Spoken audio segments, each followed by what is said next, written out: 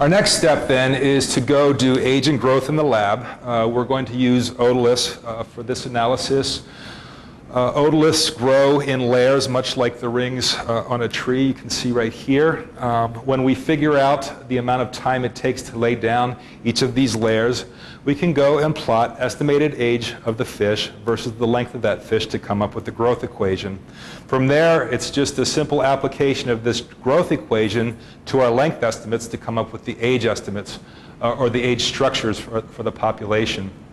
Ross and I are suggesting that we can get some reasonable growth curves with as few as 10 individuals, as long as those individuals are distributed across the known size range of the species.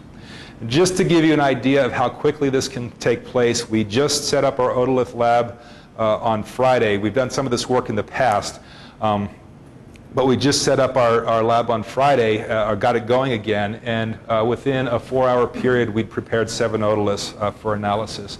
And this 4 hours includes the time we spent to train up an undergraduate assistant that had just been hired onto the project that day. So this work can be done very quickly.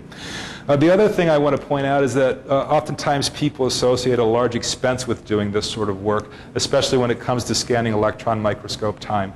The microscope does cost about $50 an hour, but once you're on it, the work goes very quickly. Ross and I did this analysis with a total of 2 hours of scanning electron microscope time. So the cost per otolith ended up being about $3 a shot. We can't collect those, or we need to kill specimens to get these otoliths, and we can't go do that in Haunama Bay because it's a marine reserve. We don't want to do that in our fish dairy because our collection activities could influence the mortality estimates that we're going to be generating. So we had to go to another area, and we chose Kaneohe Bay. This, again, is due to Division of Aquatic Resources ornamental catch records that show that Kaneohe Bay is the least collected area on Hawaii for these ornamental fishes. Now, when a lot of people think about Kaneohe Bay, this is the area that comes to mind. We're actually working out here past the barrier reef, and it's a little bit rougher out there than most people might realize. We'd like to show you why we think this is a little collected area. This is a profile saved from my dive computer, and I'd like to draw your attention to right here. That represents my safety stop. So there I was 20 feet down, and the swell was tossing me around like a rag doll, basically. It would be incredibly hard for somebody to go down and try to chase around live fish and try to catch them in a condition that would be viable for resale. The next phase, or the next line of evidence that we're going to be looking at to evaluate the effectiveness of marine protected areas as fishery management tools, is reproductive output. The idea here is that reproduction inside of a marine reserve can be so great that it serves as a source of new recruits to fished areas. The information that we're going to need to collect is size, structure, and abundance, and again, we're already going to have that from the laser videogrammetry analysis. So all we need to do is describe the relationship between fish size and the average number of eggs for a female of given fish size. These specimens are also going to be collected from Kaneohe Bay, and these are just some examples of work that Ross and I have done in the past. One of the things that I wanted you to tell you earlier on, and I forgot to, is that the total time that it takes us to do this life history analysis for a single species, we've got experience doing this for a couple of species already, is about 2 months per species. So when we say that this stuff is rapid, it really is. When we say it's inexpensive, it is because we were doing a lot of this as underfunded grad students as little side projects. So we can generate this stuff quickly, and we can generate it at low cost, we believe. The last methodological portion of this talk that I want to give focuses on an acknowledgement that Ross and I may be wrong when we're skeptical about the effectiveness of marine protected areas. What if it turns out that these things really are the best things for fisheries management? Is there anything that this project can contribute? And we think that there is.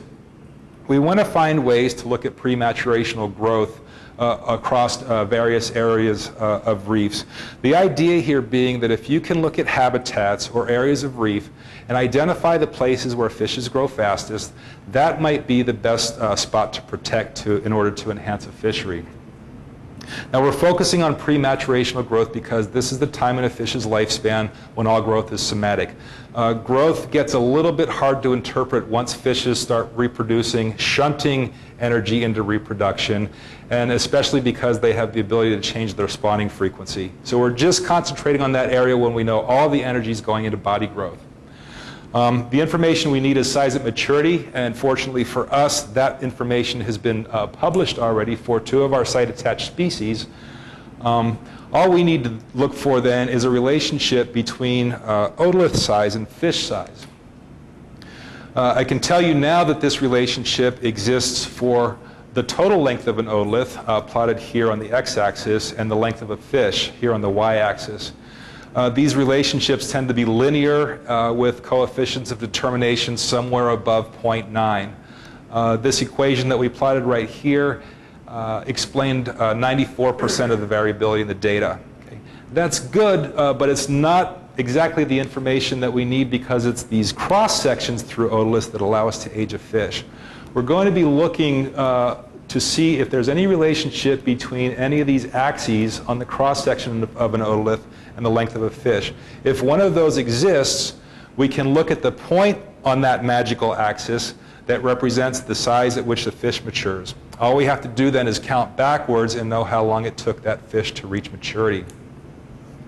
The idea here then is that we can take site-attached species, in other words, species that have, we're pretty sure have grown up in a certain area or a certain habitat, collect them from that area. These otoliths contain a history of its growth then, and we can potentially identify sites where growth was fastest. I'd like to finish up by showing you what we've done so far and where we plan on going in the near future. We've coordinated with Alan Hong for access to do our work in Hanauma Bay. We've already collected, or obtained, I should say, most of the individuals that we're going to be needing to do the life history analysis. Just today, all of our laser videogrammetry equipment came in. We've got the otolith processing lab set up and running and have already begun preparing those otoliths. We've hired 2 student assistants for the project and have set up a training course on WebCT.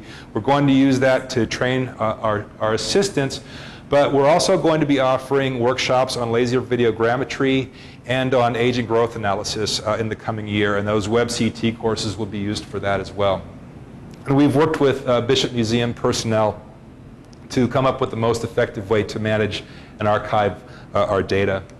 When we come back next time, we hope to be able to talk to you about the results of laser videogrammetry, including a test that we're going to be doing to see exactly how accurate our measurements are when we're doing this sort of analysis.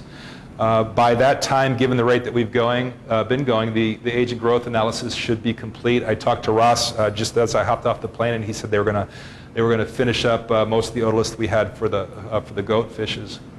We also hope to have had the chance to look at that relationship between otolith axis dimensions and fish size, so we can begin looking at prematurational growth, and we should have begun doing reproductive analysis as well. So I'll close with thanks to the Hawaii Coral Reef Initiative and let you all know that we really are excited to be able to do this work. And I also want to acknowledge support from a federal earmark program called Education Through Cultural and Historical Organizations that's provided the funding for our museum-based graduate intern. And thanks, and I'll take questions now.